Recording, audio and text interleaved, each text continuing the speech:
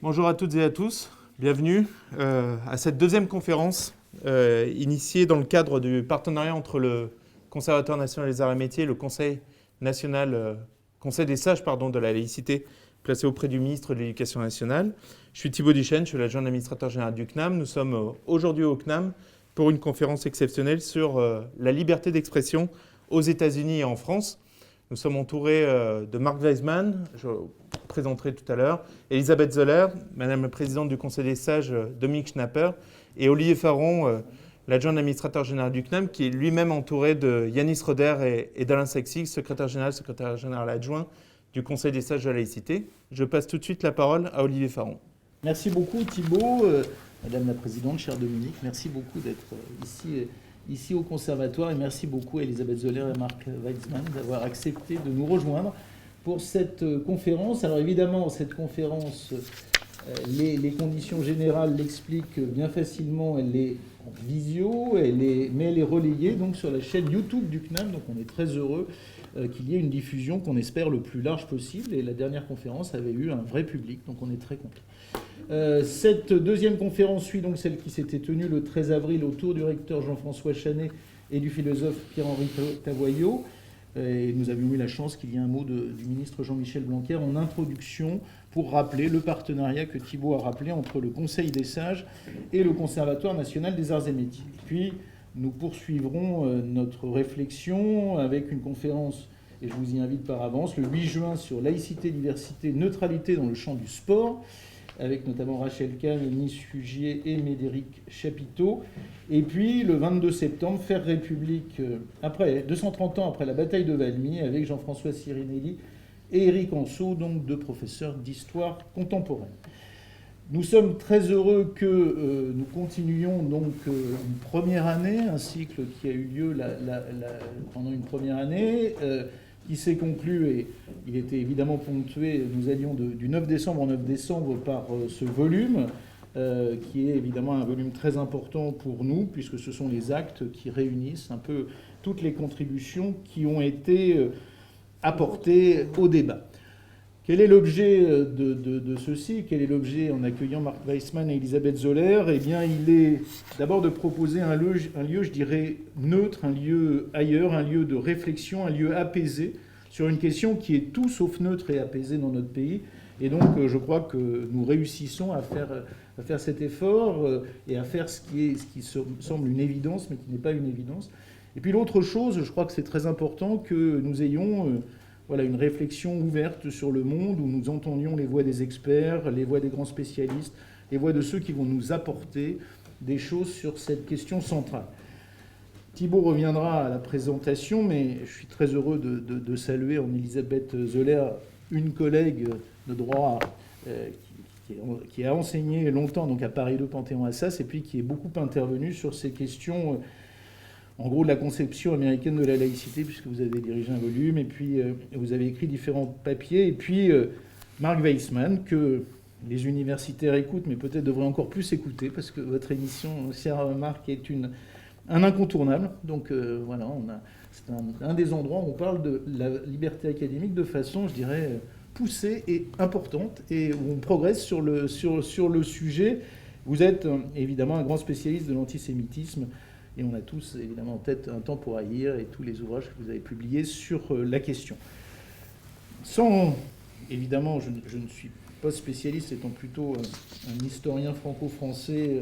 Ah non, j'ai fait aussi sur l'Italie, mais enfin, je n'ai pas travaillé sur les États-Unis, mais évidemment, il nous semblait important d'avoir une piste, de construire des parallèles entre des réalités différentes et des réalités séparées, des espaces séparés. Mon voisin, auquel je veux rendre hommage, puisque Alain est le coordinateur du Conseil des sages avec Yanis et Thibaut, me dit qu'il y aura peut-être d'autres échappées dans le monde. Donc très heureux d'avoir cette échappée vers l'Amérique. Un ouvrage récent a défini ça en disant l'Amérique pour la laïcité, c'est un proche contre-modèle, en disant qu'il y a des clauses qui sont communes et qui sont proches. Et puis aussi dans la distinction des espaces, mais à contrario, peut-être que c'était la thèse que cet ouvrage avance. C'est au niveau de la politique et du rôle de l'État qu'il y a des différences. En tout cas, c'est évidemment un sujet central. Très heureux de vous accueillir au Conservatoire, qui, plus que jamais, se veut la maison de la laïcité et je dirais plus largement des valeurs républicaines. Et évidemment, nous essayons non seulement de les rendre le plus vivantes possible, mais nous essayons aussi de les transmettre, puisque nous sommes une maison de transmission.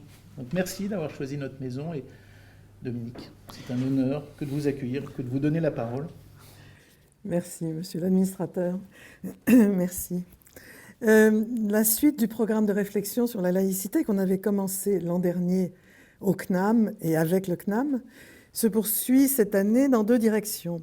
Celle de l'histoire de la laïcité en France et celle de la relation entre cette laïcité française et les autres nations démocratiques. Alors évidemment, dans cette perspective, la relation avec les États-Unis est centrale pour toute une série de raisons que je ne vais pas développer, mais que je vais juste citer. La confrontation intellectuelle entre les deux révolutions concomitantes est une constante des penseurs français de la démocratie. Le modèle américain, par le rôle prépondérant que joue ce pays dans le monde, influence tous les autres pays démocratiques et il tente à devenir le modèle. Enfin, il est vrai que si les meilleurs auteurs français s'efforcent de comprendre le modèle démocratique américain, nous avons souvent le sentiment que la réciproque est moins vraie. Après de nombreux efforts, je peux témoigner que j'ai renoncé, non pas à défendre, non pas à dire qu'il est le meilleur, parce que je ne le pense pas, mais à faire comprendre la logique du modèle français, ce que mon ami Philippe Reynaud appelle cette singularité. Et oui, c'est un modèle singulier, mais c'est le modèle singulier, donc, de la séparation du politique et du religieux qui caractérise toutes les démocraties.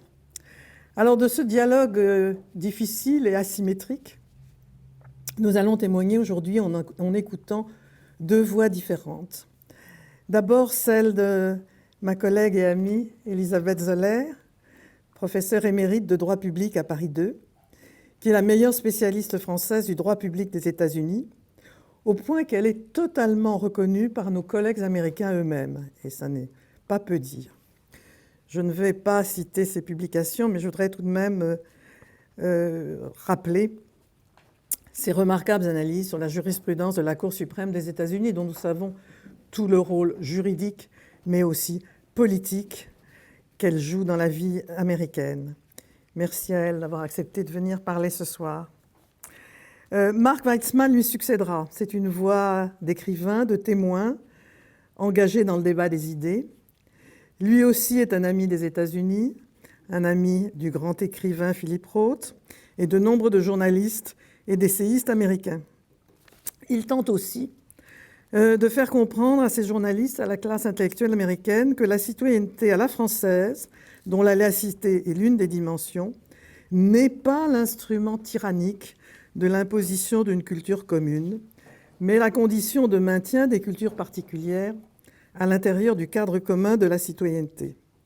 À juste titre, il montre en particulier la logique de l'émancipation des Juifs, qui leur ôtait tout pouvoir politique, mais qui respectaient leur tradition historique et religieuse. Depuis des décennies, je partage cette position, mais il est bon que le combat intellectuel soit repris par les générations qui me suivent. Ce modèle pourrait, d'autre part, être appliqué à l'intégration des musulmans, qui pourraient ainsi réinterpréter librement l'islam en termes spirituels, à condition de ne pas avoir d'ambition politique. La solution, entre guillemets, parce qu'il n'y a jamais de solution dans les sociétés, la solution française n'est pas la seule. Mais la laïcité est notre héritage, et nous souhaiterions que nos amis américains en comprennent la logique, comme nous comprenons et respectons la logique de leur démocratie. Merci à tous les deux d'être venus. Merci Madame la Présidente. Je vais tout de suite passer la parole à Elisabeth Zoller. Elisabeth Zoller, vous êtes grande spécialiste du droit états-unien, ça vient d'être dit. Au cours de votre carrière, vous avez notamment été professeur de droit invité aux universités de Cornell et de Rutgers. Et vous avez été conseillère juridique au sein de la direction des affaires juridiques de l'Organisation des Nations Unies. Vous êtes aujourd'hui professeur émérite en droit public à l'université Paris II Panthéon-Assas et vous enseignez le droit des pays de common law et le droit constitutionnel comparé. Merci d'être ici et je vous laisse la parole. Merci.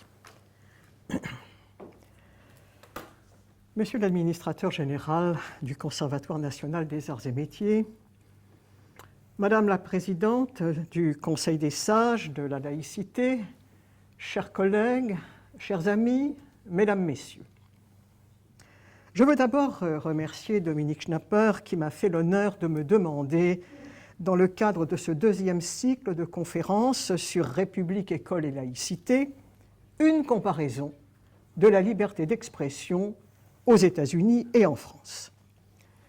Dans son invitation, elle m'a fort heureusement donné un fil rouge pour traiter ce sujet gigantesque. Elle m'a indiqué qu'il lui paraîtrait souhaitable que ce deuxième cycle présente d'autres formes de séparation du politique et du religieux que celles étudiées l'an dernier, donc, et que la comparaison avec le cas américain s'imposait.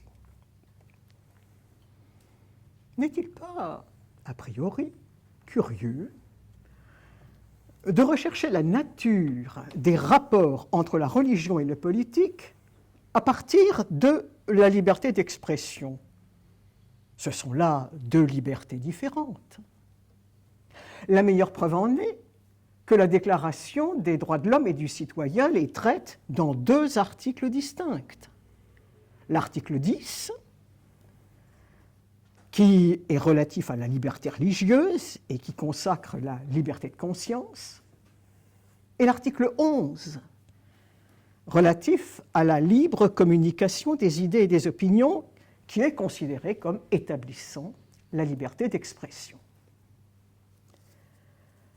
Le premier amendement à la Constitution des États-Unis parle de liberté religieuse et de liberté de parole, freedom of speech, dans une même phrase, et ne les sépare que par un point-virgule.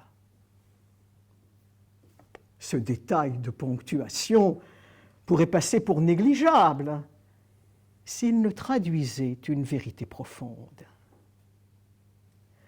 Aux États-Unis, la liberté d'expression est unie à la liberté de conscience par des liens qui n'existent pas en France.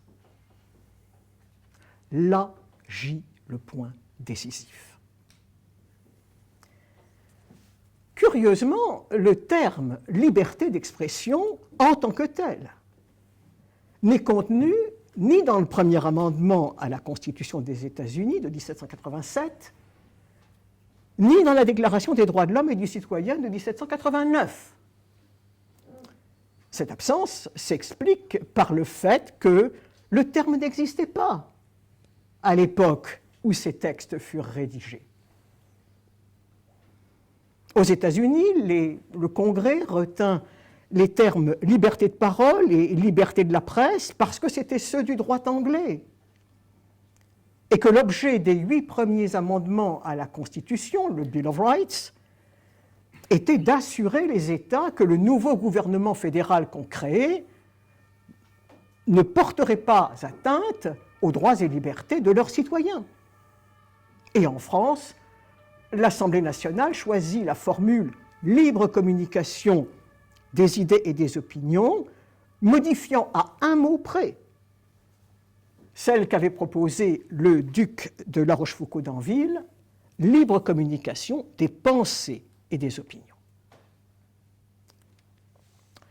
Le terme « liberté d'expression » est apparu beaucoup plus tard, sous la plume d'un grand nom de la pensée libérale anglaise, John Stuart Mill. Dans un essai intitulé « De la liberté », paru en 1859, Stuart Mill a porté un regard critique sur la nature et les limites du pouvoir que la société peut légitimement exercer sur l'individu. Ce qui l'intéressait, ce n'était pas le pouvoir politique, mais le pouvoir social. Le pouvoir qu'exerce la masse populaire sur l'individu isolé. Et ce qui l'effrayait, c'était le conformisme que la majorité faisait peser sur l'ensemble du corps social. Tocqueville avait dénoncé la tyrannie de la majorité avant lui. Mais le français s'intéressait surtout à la majorité politique et il s'en remettait au contrôle judiciaire des lois pour en adoucir les effets. John Stuart Mill ne s'intéressait pas tant à la majorité politique qu'à la majorité sociale, celle qui forme l'opinion publique. Et il se plaçait sur un autre plan que le français. Il écrivait « Se protéger contre la tyrannie du magistrat ne suffit pas. Il faut aussi se protéger contre la tyrannie de l'opinion et du sentiment dominant, contre la tendance de la société à imposer par d'autres moyens que les sanctions pénales ses propres idées et ses propres pratiques comme règle de conduite à ceux qui ne seraient pas de son avis. Pour se protéger contre le despotisme social, il fallait, selon lui, libérer l'expression en complétant la liberté de parler, d'écrire et de publier par la liberté d'être différent. Et il n'hésitait pas jusqu'à revendiquer un droit à l'excentricité, à la spontanéité, à l'originalité, à la variété, à la diversité, selon ses propres termes. En un mot, à tout ce qui permet à un individu de se singulariser, de s'affirmer, de se séparer de la masse qui n'était toujours pour lui à ses yeux que médiocrité collective. On l'aura compris, la liberté d'expression de John Stuart Mill est bien différente de celle de Voltaire et Condorcet, Jefferson ou Madison. La liberté d'expression des Lumières portait sur la pensée, les idées, les productions de l'esprit qui développent l'homme dans son essence universelle. Celle du philosophe anglais se manifeste dans les comportements qui mettent l'individu en valeur dans son essence particulière. Or, aux États-Unis, rien ne permet mieux de souligner l'essence particulière de l'individu que la religion. La singularité d'un individu commence aux États-Unis avec la religion. Si la liberté d'expression a connu aux États-Unis un succès aussi considérable, si elle est devenue une liberté sacrée, c'est parce qu'elle a permis d'étendre la protection de la Constitution à l'expression religieuse et notamment à des actes ou à des comportements qui ne sont pas nécessairement liés au culte, mais qui sont dictés à l'individu par sa religion telle que lui la conçoit, et qui n'étaient pas formellement protégés par les deux clauses de la Constitution qui concernent la religion, la clause de libre exercice, qui à strictement parler ne vise que l'exercice du culte, et la clause d'établissement, qui interdit d'établir une religion, c'est-à-dire une religion d'État, mais qui n'interdit pas de préférer une religion à une autre. L'octroi d'une protection juridique accordée à des comportements dictés par la religion commença aux États-Unis au moment de la guerre de sécession, avec la revendication d'un droit à l'objection de conscience. Elle fut admise alors tant par la Confédération sudiste que par l'Union nordiste. En 1917, le Congrès adopta une loi sur la conscription qui prévoyait un régime spécial au profit des objecteurs de conscience en leur ouvrant la possibilité de servir dans des unités non combattantes. Pour éviter les fraudes, une commission spéciale fut créée composé de 2 civils et d'un militaire, et qui était chargé de se prononcer sur la sincérité des personnes qui objectaient à servir pour les États-Unis. L'un des 2 civils était Harlan Fiske Stone. À l'époque, il était le doyen de la faculté de droit de Columbia. Sa mission achevée, il tira de son expérience un article qui est resté un célèbre, un classique, dans lequel il expliqua que ses fonctions lui avaient appris 2 choses. D'une part, qu'un individu qui entretient une croyance religieuse profondément ancrée en lui refuse de se rendre à la logique et à la science. Et d'autre part, qu'une question morale ne peut ni être éliminée, ni être réglée en faisant des martyrs de ceux qui en sont convaincus. Ce rappel historique ne mériterait pas de longs commentaires si, sa mission achevée, le doyen Stone était retourné à la vie académique. Mais son intégrité lui valut d'être retenu par le gouvernement fédéral et nommé par le président Coolidge ministre de la Justice, Attorney General, pour mettre fin à la corruption.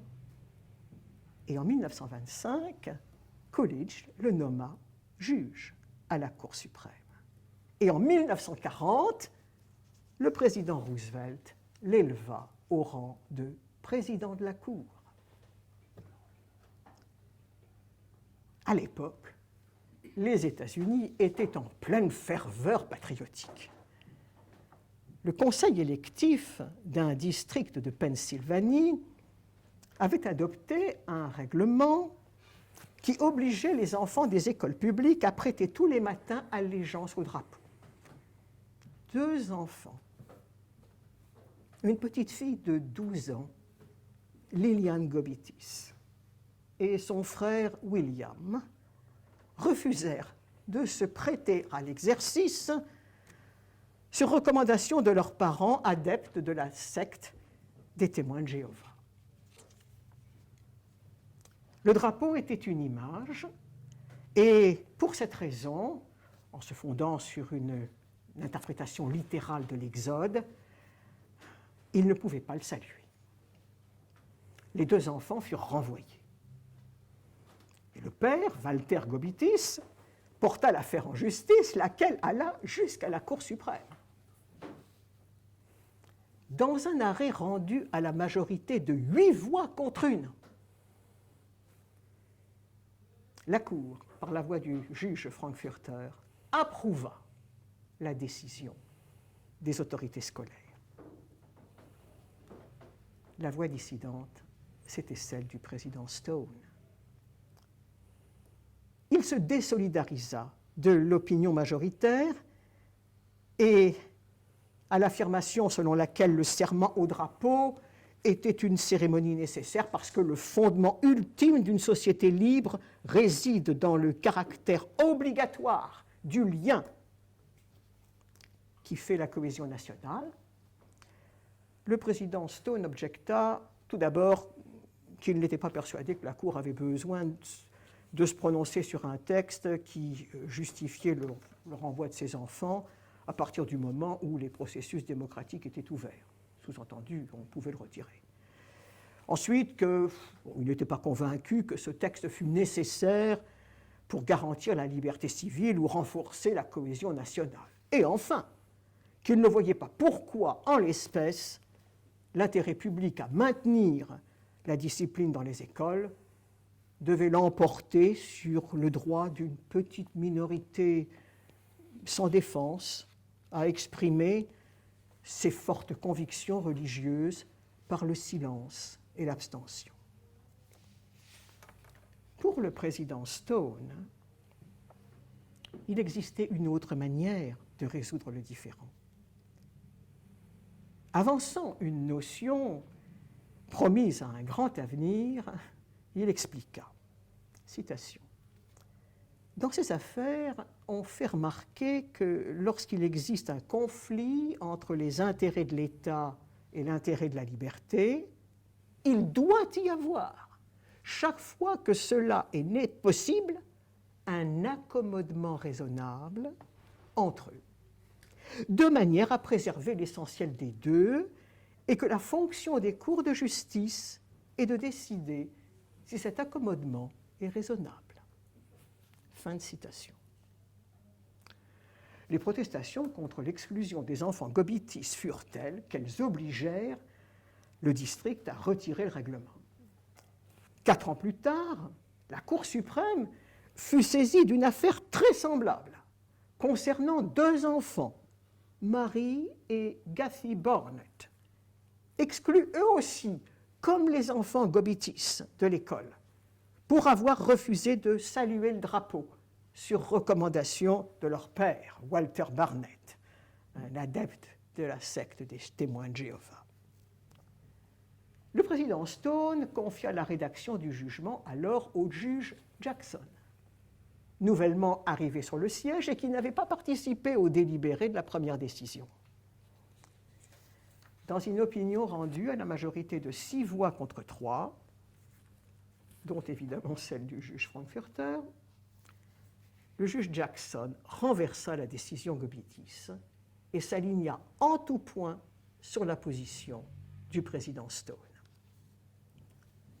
Il jugea, citation, « C'est une règle maintenant bien établie que notre Constitution ne tolère la censure ou la suppression de l'expression d'une opinion que lorsque l'expression présente un danger manifeste et pressant du type que ceux que l'État est en droit de prévenir et de réprimer. Il n'y a aucun mysticisme dans la conception américaine de l'État, ou dans la nature, ou dans l'origine de son autorité. » Et il ajouta, non sans emphase, citation, « S'il y a bien une étoile fixe dans notre constellation constitutionnelle, c'est qu'il n'existe aucun officiel, aussi important ou modeste soit-il, qui puisse prescrire ce qui doit être tenu pour l'orthodoxie en matière de politique, de nationalisme, de religieux ou en toute autre matière d'opinion, ou qui puisse forcer les citoyens à confesser en parole ou en acte la foi qu'ils entretiennent sur ces sujets. » Fin de citation. L'arrêt eut pour effet d'affirmer de manière solennelle la supériorité de la religion sur l'État. Jusque-là, elle n'était pas reconnue aussi clairement. Mais elle avait été revendiquée par certains juges, et non des moindres, puisque parmi eux figurait le président de la Cour, Charles Evans Hughes, lequel en 1930 avait clairement pris parti contre le serment d'allégeance. Il s'agissait alors du serment qui est exigé lors des cérémonies de naturalisation. Le président Hughes avait écrit, citation, « L'essence de la religion est la croyance dans une relation à Dieu qui implique des devoirs supérieurs à ceux qui naissent de toute autre relation humaine. » Fin de citation. Autrement dit, la conscience religieuse est au-dessus de la société et de l'État. Avec les persécutions religieuses et politiques du XXe siècle, elle l'est devenue de plus en plus, et aux États-Unis, le respect qui lui est dû n'a fait que s'approfondir. L'identification de la liberté de conscience et de la liberté d'expression a permis d'exalter l'individu de chacun en lui donnant la possibilité de manifester sa singularité par des comportements religieux dans la société. De ce point de vue, elle a servi des besoins qui n'existent pas en France. Notre pays n'étant pas divisé en une multitude de factions religieuses parce que l'État laïque l'en protège.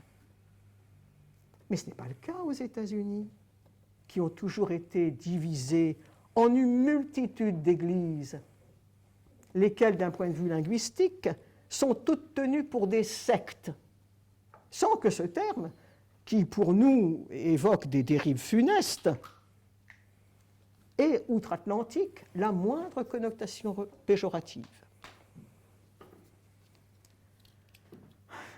Dans un pays où chaque individu peut être une église à lui tout seul, il est clair que pour garantir la paix sociale, pour que l'existence soit vivable, il faut trouver un modus vivendi. Tout le monde ne peut pas avoir raison en même temps. C'est l'une des tâches les plus importantes de la Cour suprême. La survie de l'Union dépend de son habileté à permettre à toutes les opinions de se faire entendre. Et elle s'en est acquittée, et fort bien, en obligeant la société, c'est-à-dire l'État, parce qu'aux États-Unis, État et société sont l'avers et le revers d'une même médaille, à un respect absolu de la liberté de conscience de chacun.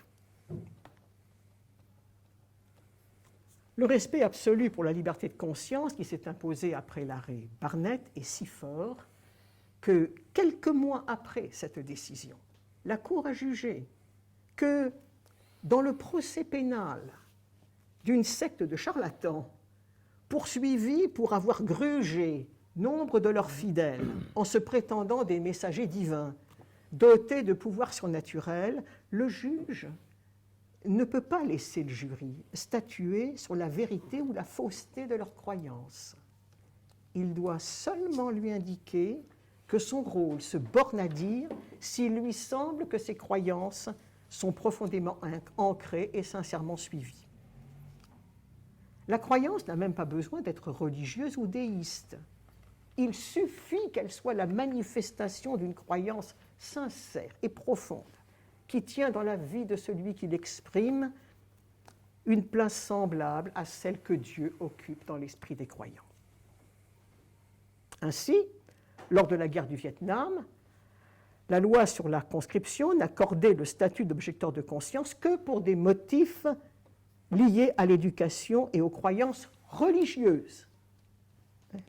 Alors on a eu débat pour savoir ce que ce terme signifiait. La Cour a refusé d'entrer dans le problème de savoir ce qu'est une religion, et elle a interprété la loi du Congrès comme autorisant le statut d'objecteur de conscience à des athées. Religieuse ou non, une opinion individuelle doit être respectée, quel que soit son contenu. Elle est protégée par le droit. Certes, il y a des expressions qui ne le sont pas. C'est le cas de l'incitation à la violence, le crime suprême. C'est le cas aussi des insultes, des provocations verbales, de la diffamation, de l'obscénité, de la pédophilie, des vraies menaces. Si l'expression tombe dans l'une de ces catégories, les autorités peuvent l'interdire. Mais si tel n'est pas le cas, l'expression doit être laissée libre, moyennant le cas échéant une réglementation, mais qui ne touche pas au contenu de l'expression, qui se limite à des conditions de temps, de lieu ou de forme. Le résultat est que l'expression haineuse est admise. L'expression haineuse sous forme d'outrage au drapeau ou de dénigrement de la bannière étoilée par le feu est parfaitement constitutionnelle, parfaitement licite. La Cour a posé le principe applicable en la matière à propos de l'incendie du drapeau. S'il y a bien un principe fondateur qui sous-tend le premier amendement, c'est que le gouvernement ne peut pas interdire l'expression d'une idée simplement parce que la société trouve l'idée en elle-même choquante ou désagréable. En conséquence, elle refuse au Congrès, comme aux États d'ailleurs, le pouvoir de l'interdire. Appelée en 2003 à se prononcer sur le même problème, à propos du droit de siffler la Marseillaise, au cours de manifestations sportives. Le Conseil constitutionnel a donné une réponse inverse. Saisi de la constitutionnalité d'une addition au Code pénal qui visait à punir le fait, au cours d'une manifestation sportive, d'outrager publiquement l'hymne national ou le drapeau tricolore, il n'a pas interdit au législateur de frapper cet acte, ce comportement, de 6 mois d'emprisonnement ou de 7 500 € d'amende. Mais il a pris soin de relever que la nouvelle disposition ne s'appliquait pas aux œuvres de l'esprit, ni aux propos tenus dans un cercle privé, ou à des actes accomplis lors de manifestations non organisées par les autorités publiques ou non réglementées par elles, ce qui limite étroitement le champ d'application du délit aux seuls actes que le législateur voulait punir, c'est-à-dire les compétitions sportives. Un autre exemple est l'homophobie. En France, l'article 132-77 du Code pénal prévoit une aggravation des peines encourues pour un crime ou un délit lorsque l'infraction est commise à propos de l'orientation ou de l'identation sexuelle de la victime. Aux États-Unis, le premier amendement exclut la punition de l'homophobie. En 2011, la Cour a eu à se prononcer sur la croisade haineuse qu'une petite secte de baptistes du Kansas mène contre l'armée et sa politique d'ouverture à l'homosexualité. Et pour mieux frapper les esprits, elle a choisi de se faire entendre à l'enterrement de soldats américains gays morts au combat.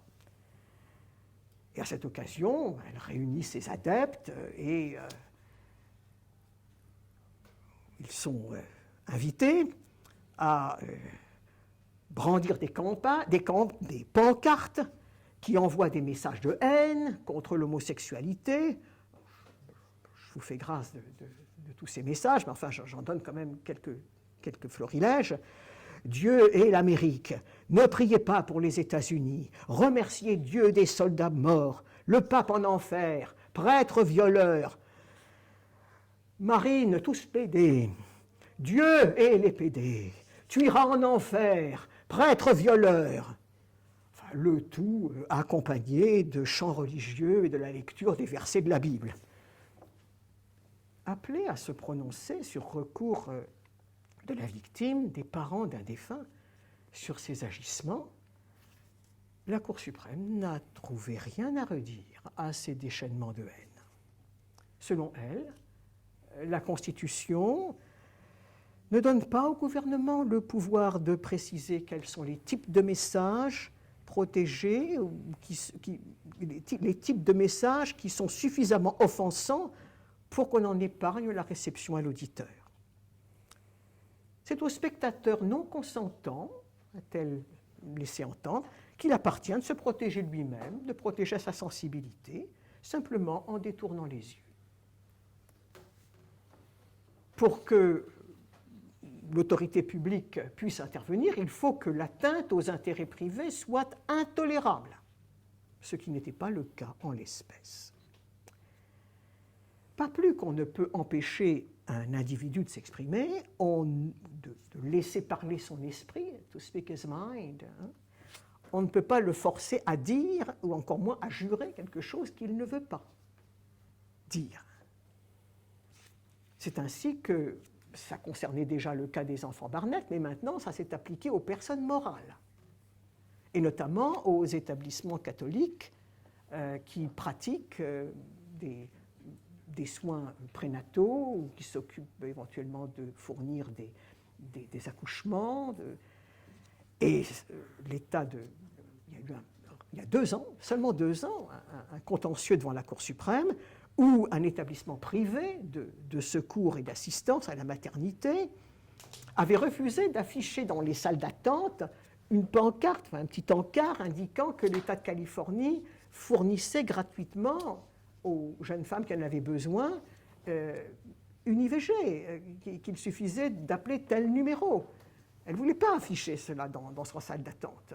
Elle a été poursuivie, elle a été condamnée, elle a fait un recours et la Cour suprême lui a donné raison au motif que le message que l'État lui proposait d'afficher était constitutif d'une expression forcée, excessive en l'espèce.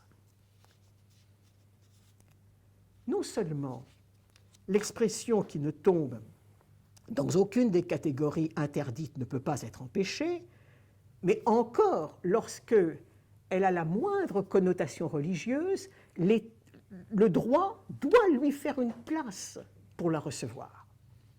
En d'autres termes, le locuteur a un droit véritable à des accommodements raisonnables.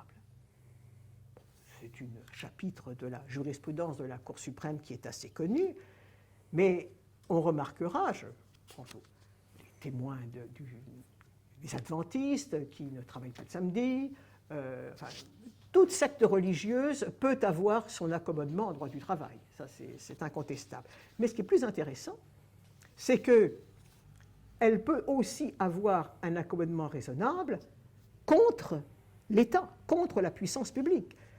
Le problème s'est posé à propos du port de la kippa dans l'armée. En 1976, la Cour avait jugé qu'un psychologue militaire qui voulait porter sa kippa dans le service avait contrevenu au règlement et elle avait rejeté le recours du médecin, c'était un psychologue, en disant, je la cite, « Nous avons toujours dit que l'ordre militaire forme par nécessité un ordre spécial séparé de la société civile qui n'a besoin ni d'encourager le débat, ni de tolérer les manifestations d'opposition, qui a besoin pour accomplir ses missions de développer l'obéissance instinctive, l'unité, le dévouement et l'esprit de corps. » Et elle en avait conclu que le premier amendement n'exige pas que l'armée accommode ses règles. 2 ans plus tard, le Congrès est intervenu et il a voté une loi qui prévoit qu'un membre des forces armées peut, mais porter un signe religieux avec son uniforme. Du coup, l'armée a adapté son code vestimentaire et elle a prévu que c'était donc possible, mais que le signe religieux devait être soigné et traditionnel, neat and conservative. En revanche, elle ne va pas jusqu'à admettre qu'un droit aux accommodements raisonnables puisse prévaloir contre une règle constitutionnelle. Là, il ne s'agit que de règles législatives. Contre une règle constitutionnelle, elle ne l'admet pas. Le problème s'est posé pour les officiers d'état civil qui refusent de délivrer des certificats de mariage aux homosexuels, aux couples homosexuels. Le Conseil constitutionnel, je le rappelle, a pris exactement la même position sur ce point. Alors il y a un accord parfait entre le Conseil constitutionnel et la Cour suprême. Et il a pris exactement la même position dans une affaire, dans une QPC en 2013, en jugeant que la clause de conscience que certains groupes religieux voulaient faire reconnaître ne pouvait pas prévaloir contre l'ordre public. Aux États-Unis, un officier d'état civil dans le Kentucky a essayé de faire la même chose. Kim Davis, la cour de district l'a condamné et l'a même envoyé en prison. Et la cour d'appel du 6e circuit a rejeté son recours et la Cour suprême a refusé de se saisir de la question. Et la Maison-Blanche, alors occupée par Donald Trump, est même intervenue pour rappeler qu'aucun officier public n'est au-dessus du droit. Certainement pas le président des États-Unis, pas plus qu'un officier civil du Kentucky. Il y a donc des limites aux accommodements raisonnables. Et l'une des plus grandes limites, c'est qu'aux États-Unis, pour que l'État le refuse, il faut qu'il ait un intérêt impérieux pour le faire. Ce qui n'est pas le cas en France, nos juges étant plus mesurés. En conclusion, les profondes différences qui existent entre les États-Unis et la France en matière de liberté d'expression tiennent pour beaucoup au fait que cette liberté s'est développée à partir de matrices différentes dans chaque État. La matrice française de la liberté d'expression est la même que celle qui fonde la laïcité. C'est la raison commune à tous les êtres humains. Mais aux États-Unis, la raison commune n'est pas reçue avec la même unanimité. Et le fondement de la liberté d'expression est loin d'être aussi univoque. Il y a 2 ans, dans l'une de ces lois, il s'agissait d'une loi du Texas, l'une de ces lois qui dresse des obstacles insurmontables à la femme qui désire une IVG, le très francophile juge Breyer a répété sa conviction que la raison commandait à la Cour de retenir un contrôle de proportionnalité pour être efficace dans ses affaires. Le président de la Cour, John Roberts, l'a arrêté tout net, au motif, citation, au motif que le fond propre de raison que chacun porte en lui est petit, et les hommes feraient mieux d'avoir recours pour les guider à la banque générale et au capital constitué des nations et des siècles. Fin de citation. On aura reconnu ici une citation empruntée aux réflexions de Burke sur la Révolution française. Qui aurait cru qu'au XXIe siècle, on puisse trouver sous la plume du président de la plus haute institution judiciaire des États-Unis une allégeance aussi forte à la pensée contre-révolutionnaire? En vérité, celle-ci a pris forme dès la fin du XVIIIe siècle.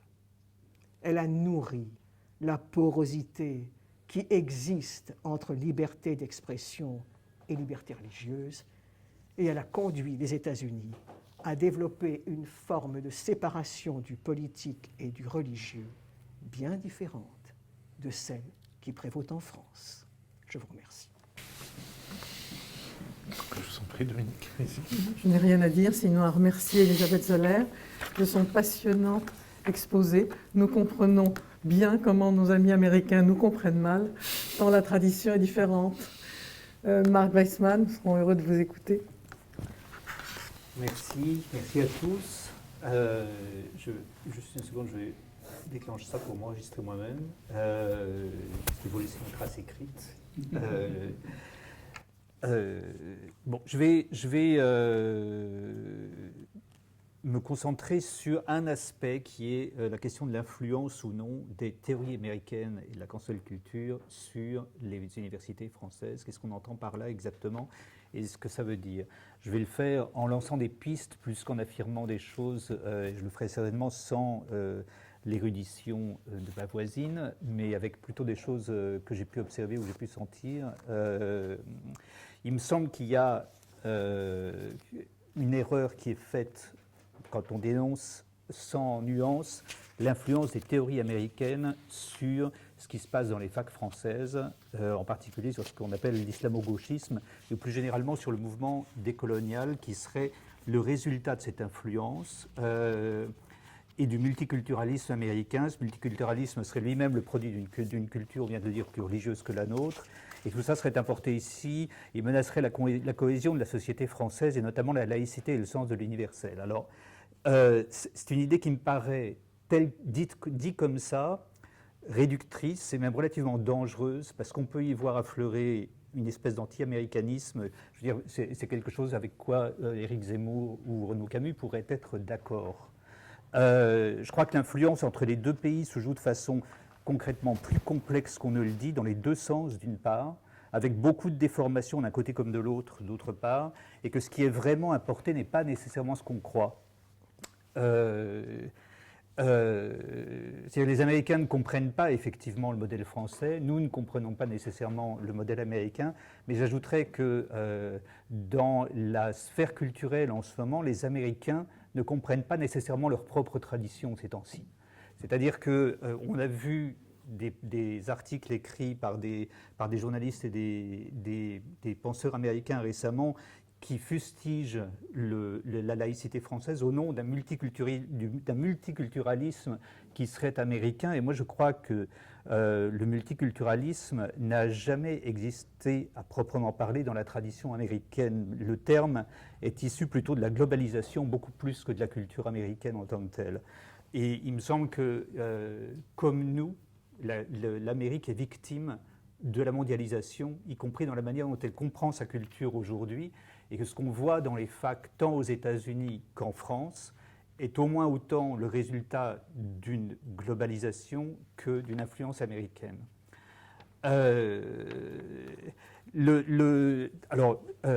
Elisabeth Zoller vient d'expliquer beaucoup plus que je ne peux le faire, hein, les liens entre la liberté de conscience, la liberté de comportement et la religion aux États-Unis sont très différents des nôtres.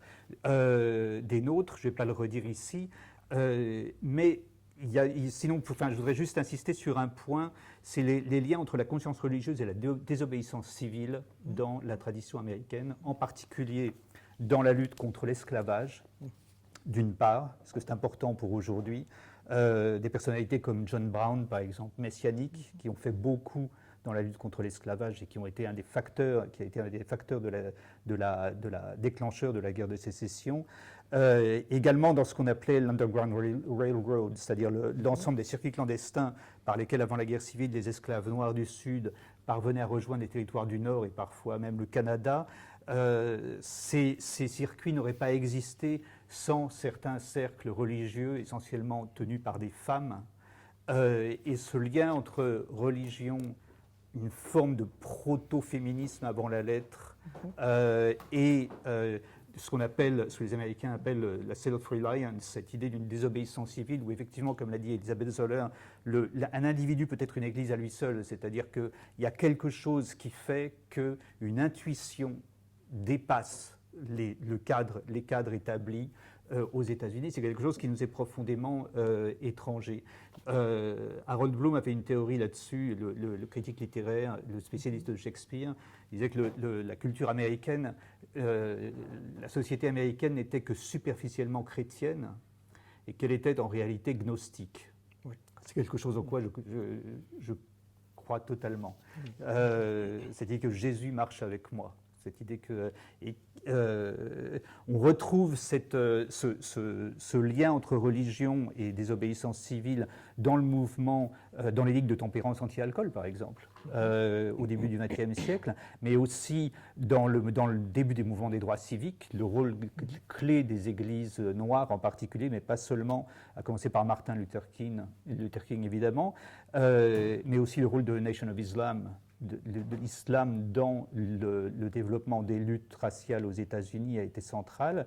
Et un coup d'œil même distrait au féminisme américain des années 60-70 suffit pour se rendre compte que celles des militantes qui n'étaient pas noires étaient juives, par exemple. C'est-à-dire qu'il y a un lien aux États-Unis entre la contestation, l'origine ethnique et cette conscience religieuse, quelque chose qui n'existe pas. En tout cas qui n'existait pas jusqu'à récemment en France et en Europe. Est-ce qu'il faut parler de multiculturalisme ? Moi, il me semble qu'on confond multiculturalisme et régionalisme. C'est-à-dire que l'une des raisons de l'importance des églises dans la culture américaine vient du fait que les églises étaient centrales dans la vie locale. Il y a aux États-Unis, de par sa taille, une importance du fait que le pays est très grand, l'importance du local est fondamentale dans la formation de la culture. L'élan culturel américain le plus profond consiste à raconter le lieu dont on vient, ce dont on est issu, la communauté dans laquelle on a grandi, mais on raconte ça essentiellement pour vouloir s'en affranchir. Quand James Baldwin parle de Harlem et de ses origines, il le fait pour être américain. quand Roth parle des Juifs de Newark, il le fait pour transcender les Juifs de Newark et pour affirmer son américanité, pour leur échapper. Faulkner, dans le Sud, ne parle que du Sud pour maudire le fait qu'il ne peut pas s'en échapper, justement. Michael Corleone, chez Coppola, c'est la même chose. C'est-à-dire qu'on veut devenir pleinement américain et on y arrive ou on n'y arrive pas. Et ce rêve ou cette tragédie sont la clé de ce qu'on appelle le rêve immigré américain, en fait. C'est-à-dire qu'on exalte une identité pour en faire autre chose dans l'idéal américain, dans la narration collective américaine.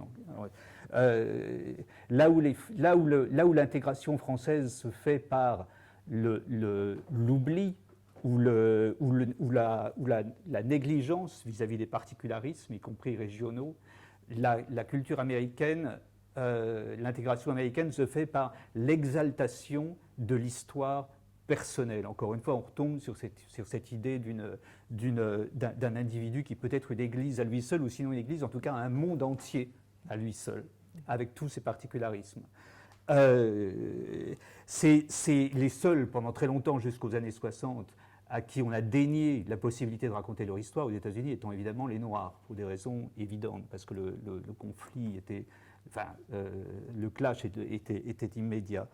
Donc, cette différence entre régionalisme et multiculturalisme, moi, il me semble que c'est une des clés à laquelle il faudrait réfléchir, parce que c'est la clé de tous les malentendus. L'Amérique n'est pas tant un pays multiculturel qu'un pays multirégional. Et la richesse de sa culture, que ce soit dans la musique, dans la littérature ou ailleurs, vient de cette exaltation du régional. Alors,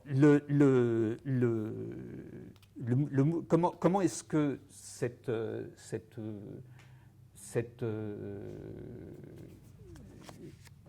dynamique d'intégration à l'américaine qui a abouti pour le mieux au mouvement des droits civiques se traduit aujourd'hui dans les facs américaines et comment ça se transmet ici. Il me semble qu'il y a un des éléments qu'on néglige, c'est le contre-coup aux États-Unis du mouvement des droits civiques. C'est-à-dire que en une génération, les Américains ont dû affronter quelque chose qu'ils n'avaient pas du tout envisagé au départ, qui est l'irruption non pas seulement d'une classe bourgeoise noire, par exemple, mais bien pire que ça, d'une génération de métis.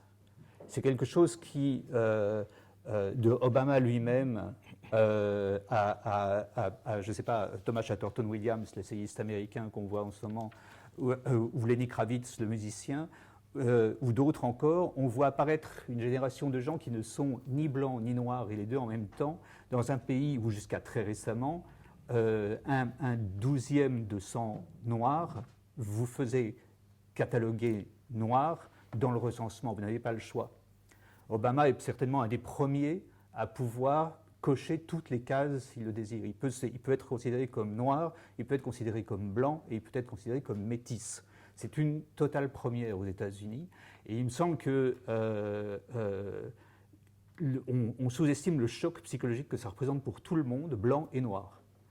Et le mouvement woke, dans ce qu'il a de pire, dans ce qu'il a de plus ségrégationniste aujourd'hui dans les facs, est à mon avis une réaction à ça. Le retour à une forme de ségrégation sous couvert de respect de la culture est surtout une nostalgie pour une époque où les choses étaient plus pures, en quelque sorte. Sous couvert de gauchisme, on voit revenir la détestation de cette nouvelle identité américaine dont personne ne sait exactement quoi faire et qui met beaucoup de gens mal à l'aise.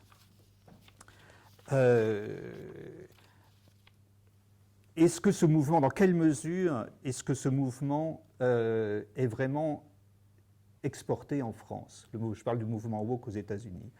Il me semble que c'est pas si clair. Aux États-Unis, par exemple, les livres les plus marquants du mouvement woke, comme le livre de Robin DiAngelo, White Fragility, qui est un best-seller racialiste absolu aux États-Unis, n'a eu aucun écho en France, pratiquement. Les livres de Ibrahim X. Kendi, qui est l'autre star woke, dont chaque conférence se facture des milliers de dollars dans les facs américaines, restent virtuellement inconnus en France, où par contre Thomas Chatterton Williams est considéré comme un conservateur aux États-Unis, étant censé, y compris par les adorateurs de Rokhaya Diallo. Donc il me semble que ce qui se passe est plus compliqué en termes d'influence que ce qu'on le dit en général. Il me semble qu'un des paradoxes,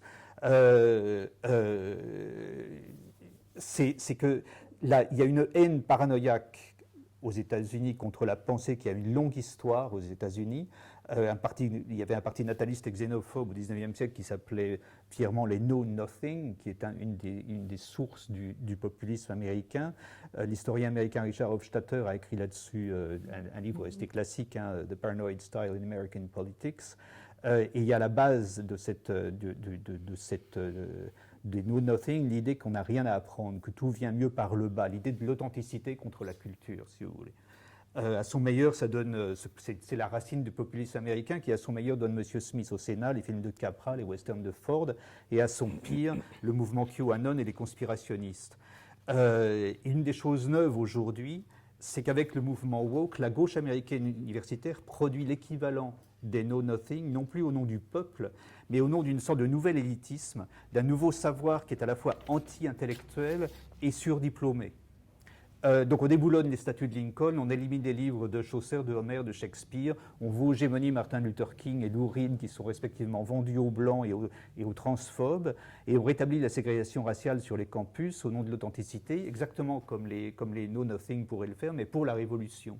Et ça, c'est cette idée d'une forme de culture à la fois élitiste et revendiquant la destruction de la culture, qui est un mouvement suicidaire. Hein. Il y a une vraie vague de panique morale et de suicide culturel collectif aux États-Unis en ce moment.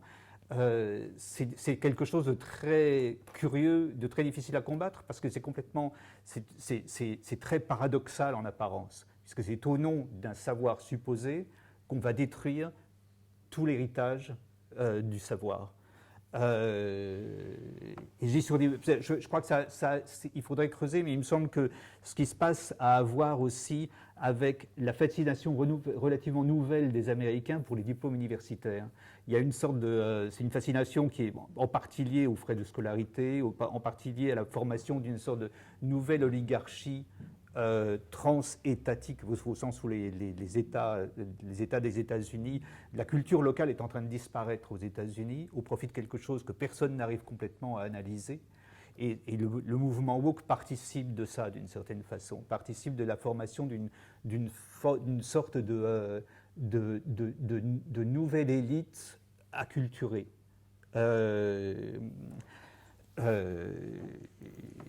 S'y ajoutent je viens de le dire, les frais délirants de scolarité dans les grandes écoles américaines.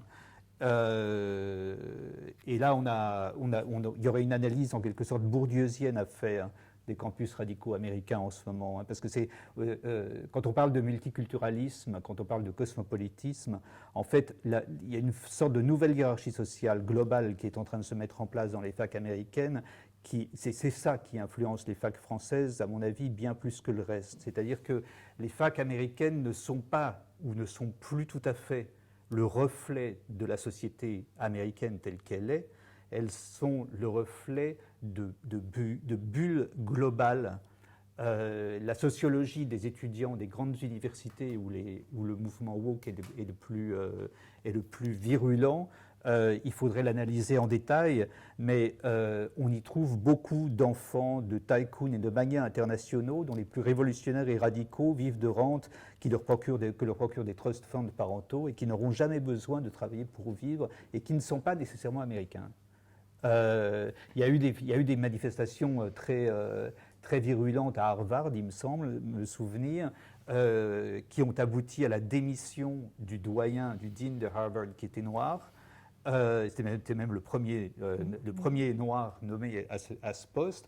Au premier rang des manifestants, on trouvait des fils de milliardaires sud-coréens et pas des militants américains pour les droits civiques.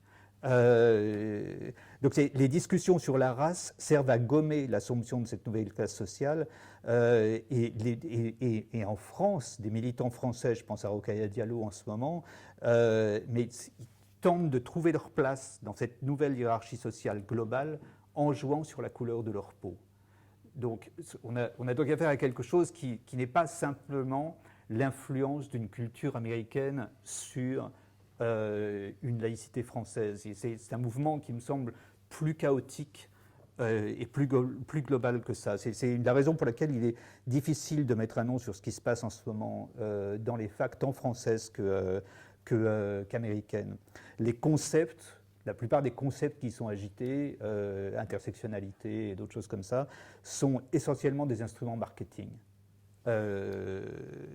D'Angelo, l'auteur de White Fragility, est à la base une conseillère en entreprise. Rokhaya Diallo n'a comme diplôme qu'un diplôme en marketing. Elle ne parle pas sans le contrôle de manager.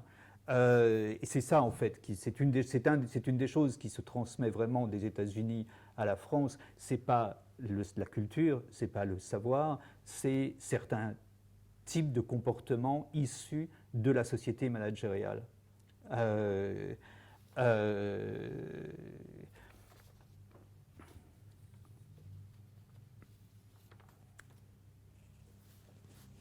Ce qui se passe, c'est que la dégradation du vocabulaire politique, du coup, tant en France qu'aux États-Unis, sous l'effet d'une espèce de branding généralisé dans les facs, c'est-à-dire que les profs ou les chercheurs deviennent des stars en elles-mêmes à travers l'écriture d'un livre ou à travers tel site personnel.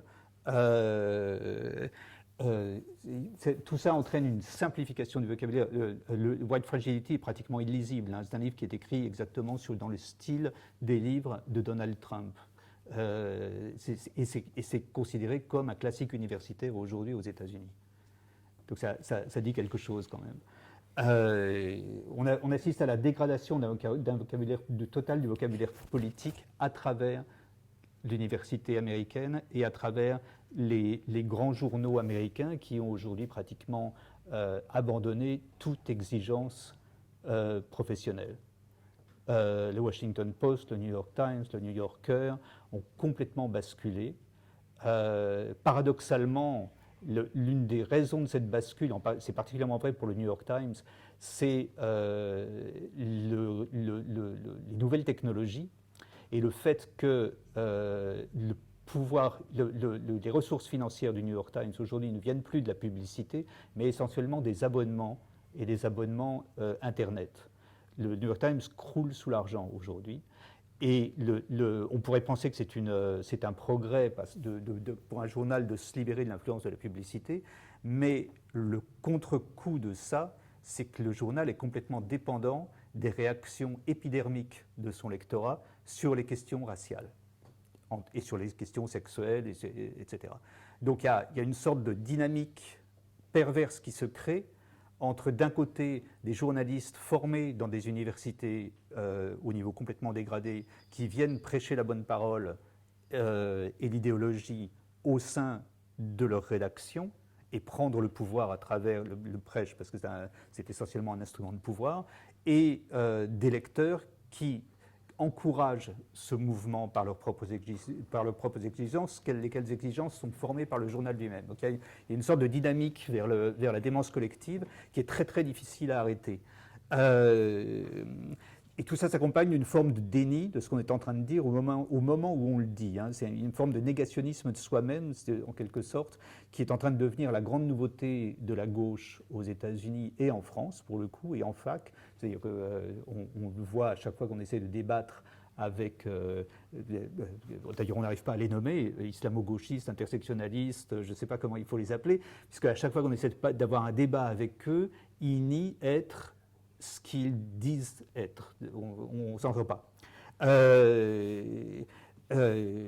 Donc si quelque chose, à mon avis, est importé, c'est plutôt ce type de pratique. C'est-à-dire qu'on est à front renversé quand on essaye de défendre la laïcité. Alors, c'est vrai qu'il y a des fondamentaux, on l'a dit tout à l'heure, il y a des fondamentaux culturels qui sont très différents. Mais ce qui se passe dans les universités n'a, à mon avis, que peu à voir avec la culture américaine proprement dite.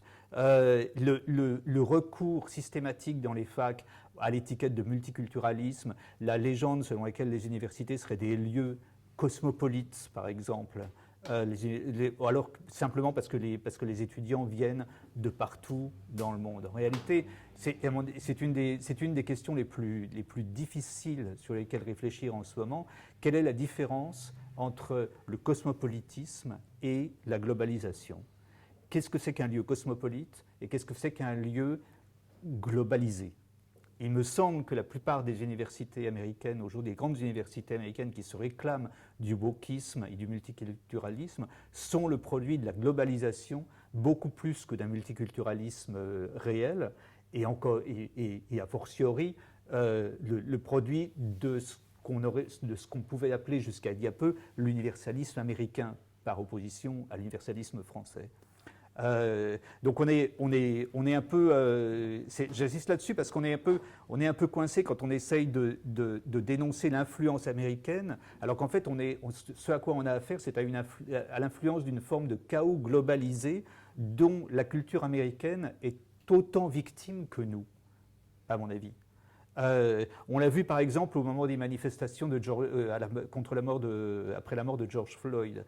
La différence, contrairement à ce que dit par exemple Pape Ndiaye, la différence entre les manifestations de rue aux États-Unis, où on avait vraiment cette espèce de spontanéité de la rue qui n'existe que là-bas. C'est-à-dire qu'on a vu certaines images où les manifestants sympathisent avec les policiers, où la garde militaire se met à danser au moment de la relève. Il y a ce côté bon enfant où une société vraiment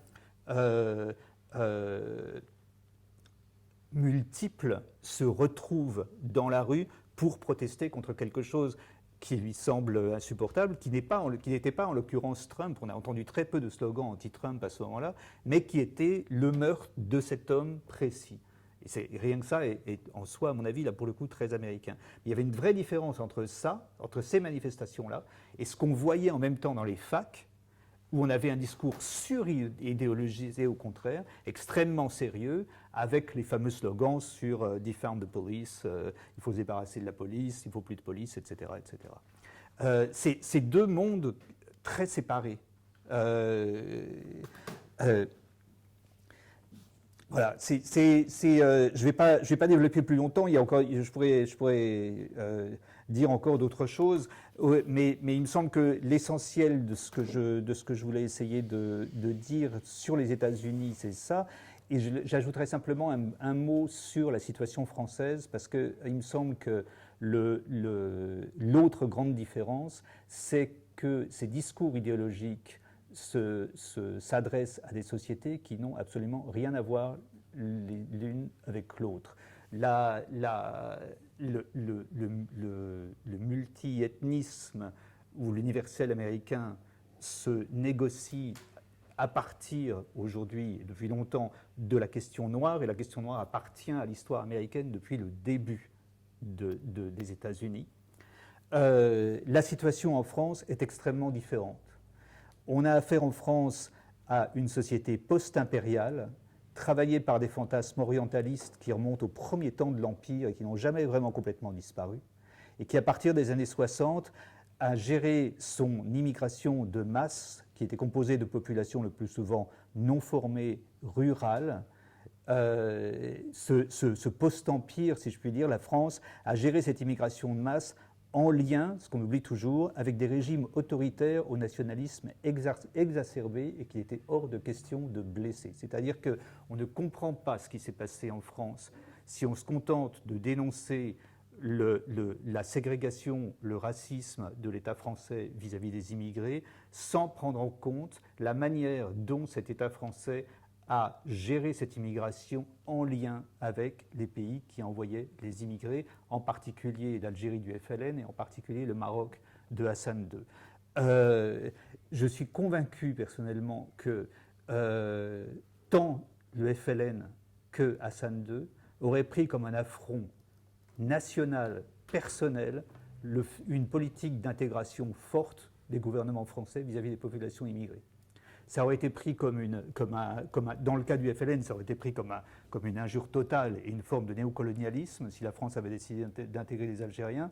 Quant au Maroc, même en 1993, Hassan II disait encore à Anne Sinclair dans une vidéo qu'on peut voir encore aujourd'hui sur le net que non seulement les Marocains ne s'intégreraient pas parce qu'ils étaient Marocains avant tout, mais qu'il déconseillait fortement aux Français d'essayer de les intégrer.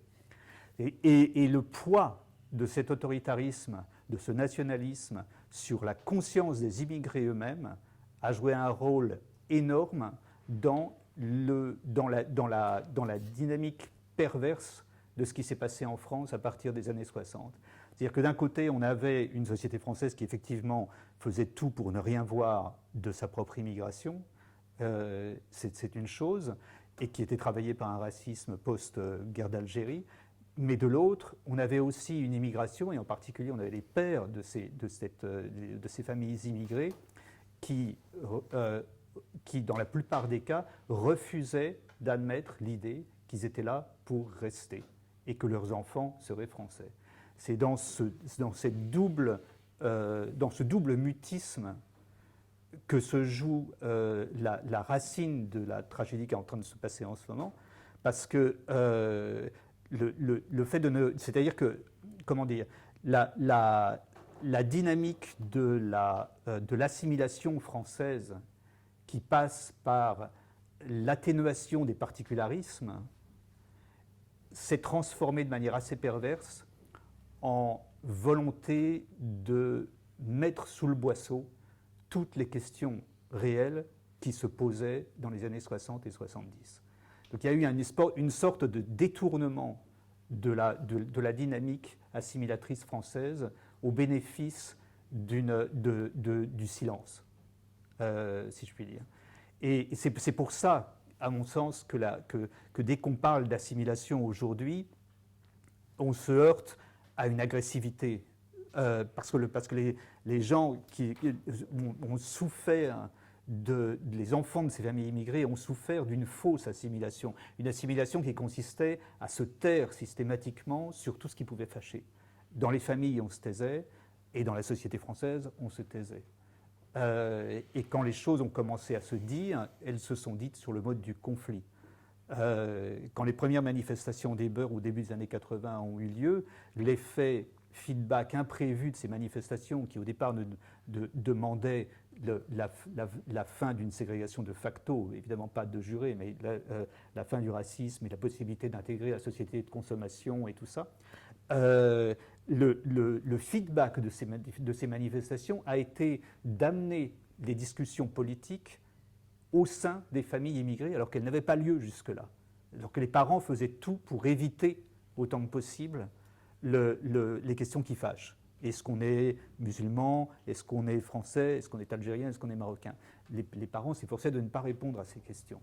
Quand les enfants sont descendus dans la rue pour dire nous aussi on veut participer à la société française, on veut sortir des banlieues, du coup ils ont ramené à la table du dîner ces questions qui ne se posaient pas, et c'est là que les choses ont commencé à déraper, au début des années 80. Et bien sûr, le gouvernement français a été incapable de prendre la mesure de ce qui se passait, a fortiori y répondre. Donc là, on a affaire à des dynamiques qui ne pourraient pas être plus différentes l'une de l'autre. Le terme immigré n'a pas du tout, le terme migrant n'a pas du tout le même sens en France et aux États-Unis, mais pas du tout. Il ne participe pas de la même expérience, il ne traduit pas la même expérience, ni politique, ni sociale, ni existentielle. Ni même imaginaire, parce que dans l'imaginaire américain, le migrant laisse derrière lui le vieux pays pour commencer, pour start anew, pour commencer tout depuis le début. En France, l'histoire montre que c'est pas du tout ça qui s'est passé. Les immigrés qui sont venus en France sont venus avec leur histoire, contrôlés par leur gouvernement, contrôlés par le gouvernement français, dans l'incapacité de s'inventer une vie autre. Ils sont restés, et nous sommes restés avec eux, prisonniers de l'histoire. Et c'est la grande différence, cette incapacité commune à pouvoir inventer autre chose. Je vais m'arrêter là. Simplement peut-être, je vais me permettre une question à Mark Weissman. Vous avez cité l'excellent livre de Richard Hofstetter sur le style paranoïaque aux États-Unis, qui est en effet un classique, préfacé par non moins célèbre Philippe Reynaud, dans une très très belle préface qui est d'autant plus à lire en fait sur les 5 dernières années qu'elle nous a donné, nous Européens, des clés de lecture sur le Trumpisme, sur la liberté d'expression aussi particulière et pour le coup un peu décorrélée de la question religieuse, tout en concevant une particularité américaine, c'est-à-dire la création du pays sur des communautés religieuses qui souhaitaient en effet être non poreuses avec un environnement. Est-ce que vous pouvez revenir justement sur finalement cette conception un peu américaine qui revient en fait sur l'exposé que vous venez de faire, surtout sur la question des États-Unis victimes du multiculturalisme, parce qu'on est peut-être au cœur de cette question à travers le populisme actuel. Oui, toutes les sociétés sont victimes de la globalisation et donc du vocabulaire de la globalisation.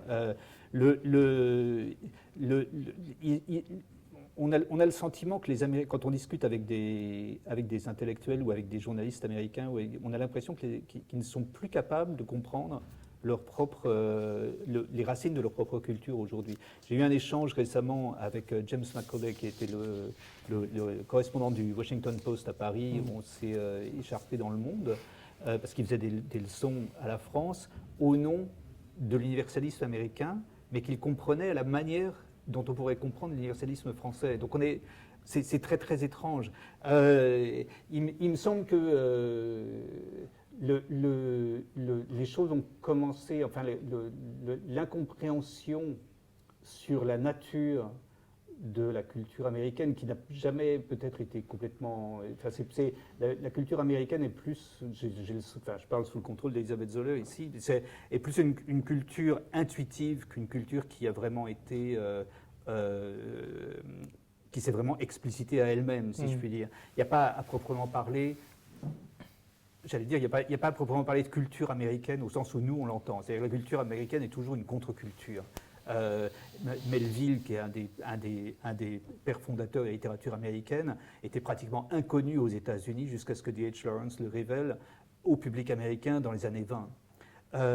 Donc c'est une culture qui ne s'est jamais explicitée à elle-même, si je puis dire, qui se crée en marchant, mais qui ne se théorise pas tellement.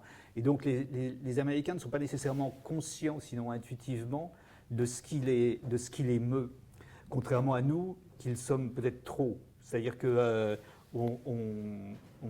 chez nous, même la contre-culture est officielle, en particulier depuis 40 ans. Donc ça, c'est très compliqué. Il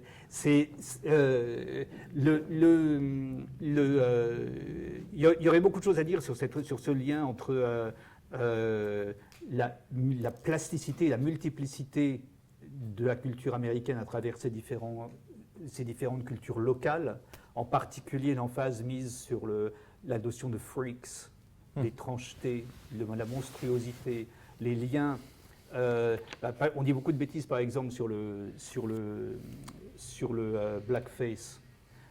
Bien sûr que le blackface, tel qu'il a été pratiqué, c'était une pratique complètement raciste. Personne ne dit le contraire. Mais c'est aussi... Si, beaucoup de gens disent le contraire. Enfin, beaucoup de choses disent le contraire, mais on peut dire que c'était une pratique raciste, incontestablement, oui. Mais ça participait aussi, à sa manière, d'une culture carnavalesque qui renverse toutes les valeurs et dont les racines sont à la Nouvelle-Orléans, sont dans le blues, sont dans le jazz, etc. Cette expression comme ça, cette capacité, cette possibilité de rire de l'étrangeté, d'une altérité irréductible qui est totalement américaine. C'est-à-dire que le continent américain a trouvé en lui-même, dès sa fondation, l'étrangeté présente, à commencer par la manière dont les premiers puritains ont abordé la nature américaine. Donc c'est cette richesse-là que le multiculturalisme, l'idée du multiculturalisme ne voit pas, parce que le multiculturalisme est un mot bien plus européen qu'autre chose, et bien plus le produit d'une globalisation superficielle que d'autre chose. Il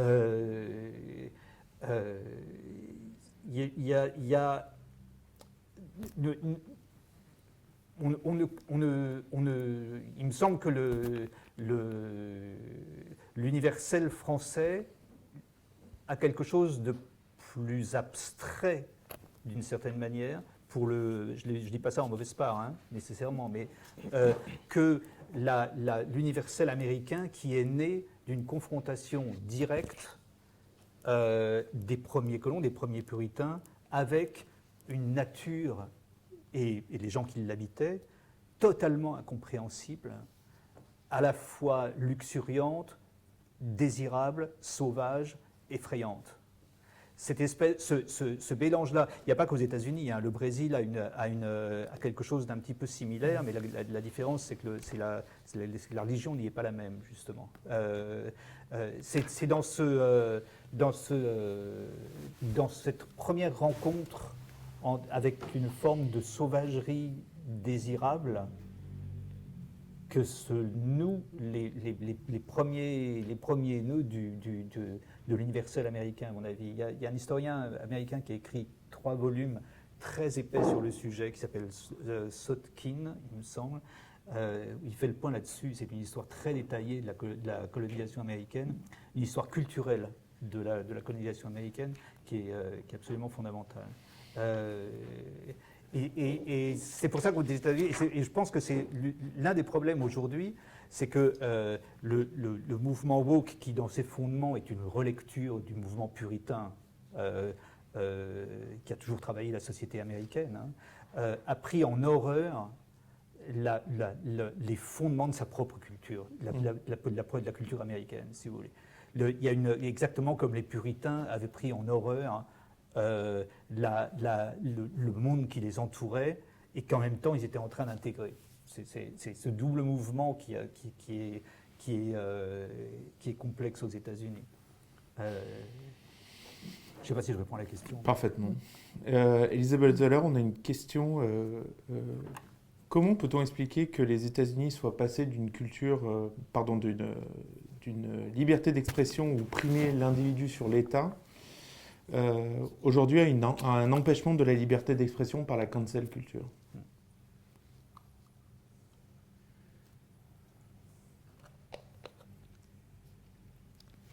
Alors, ça c'est une question de rapport entre personnes privées, qui ne met pas en cause du tout l'autorité publique. Donc, je pense que, d'un point de vue juridique, je ne m'exprime que d'un point de vue juridique, pour le droit, c'est indifférent. On a eu le même problème il y a quelques années avec le discours politiquement correct. La Cour suprême n'est pas entrée dans ces considérations-là. Elle est passée.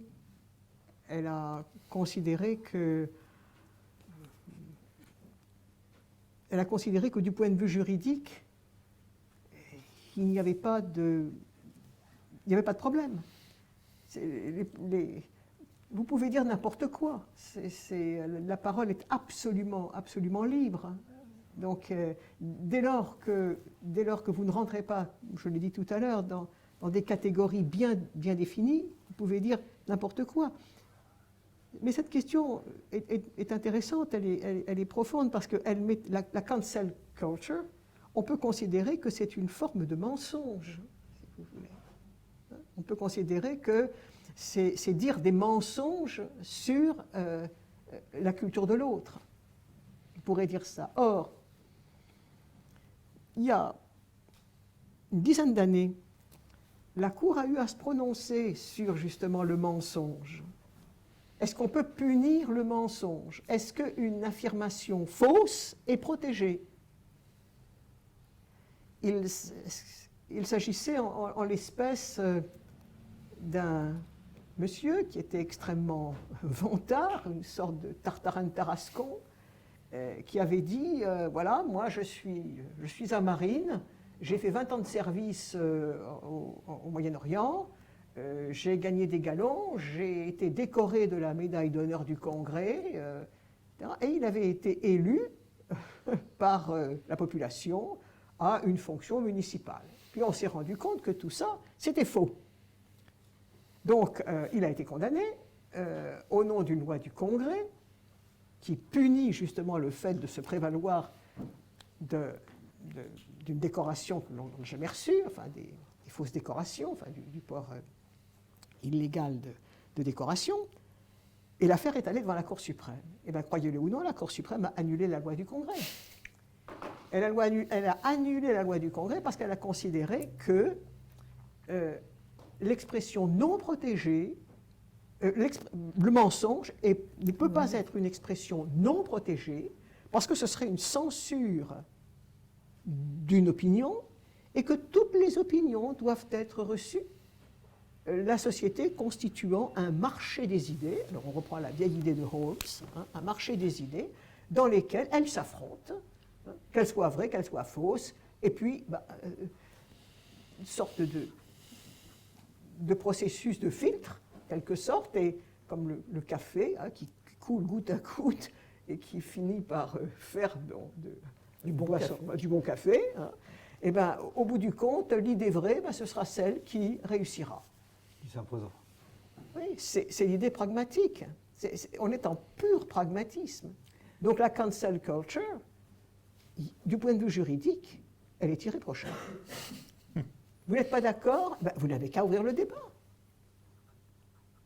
Et le juge Kennedy, alors c'est très intéressant, si mes souvenirs sont exacts, c'est un petit peu pas confus, mais disons c'est lointain dans mon esprit parce que je crois que c'est une décision qui doit dater de 2012.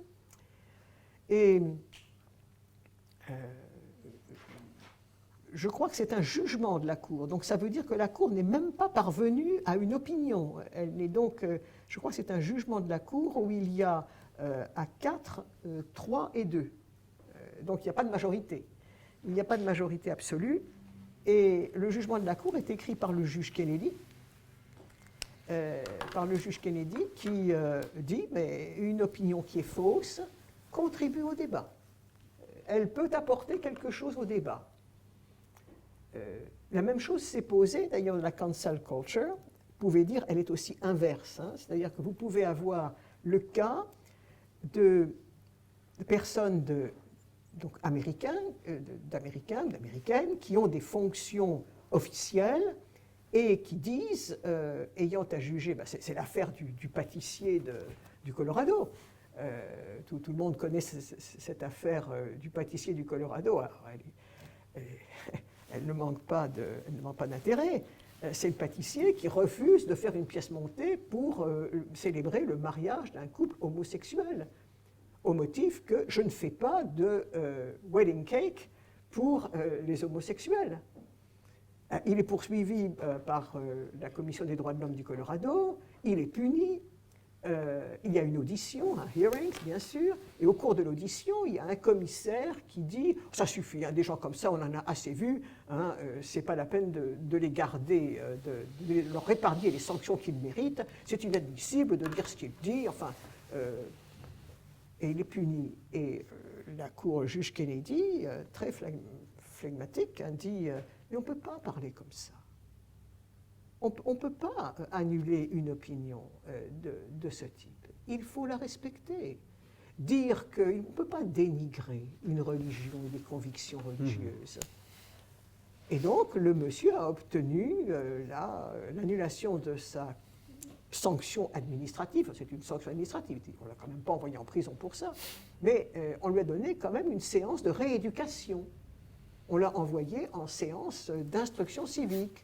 On lui a dit, vous allez suivre pendant 5 ans des cours qui vont vous apprendre à accepter la diversité culturelle, comme si nous, par exemple, nous ajoutions des cours d'instruction civique aux sanctions pénales que l'on peut prononcer pour un discours antisémite. 5 ans d'instruction civique. Eh bien, vous irez les suivre. Voilà. Et voilà. Donc la cancel culture, oui, du point de vue juridique, en elle-même, si c'est le contenu même des idées, c'est que le droit y est complètement indifférent. En revanche, vous ne pouvez pas le dire si vous êtes un officiel de la sorte.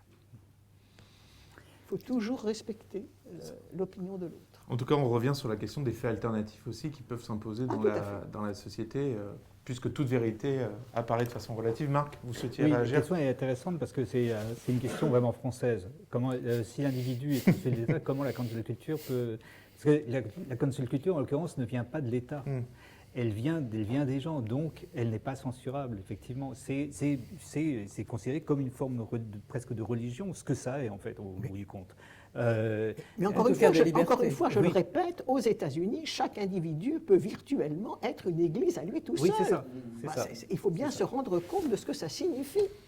Et l'une des différences, c'est qu'aux États-Unis, certaines chaires d'université peuvent être payées par les fonds privés, en Angleterre aussi.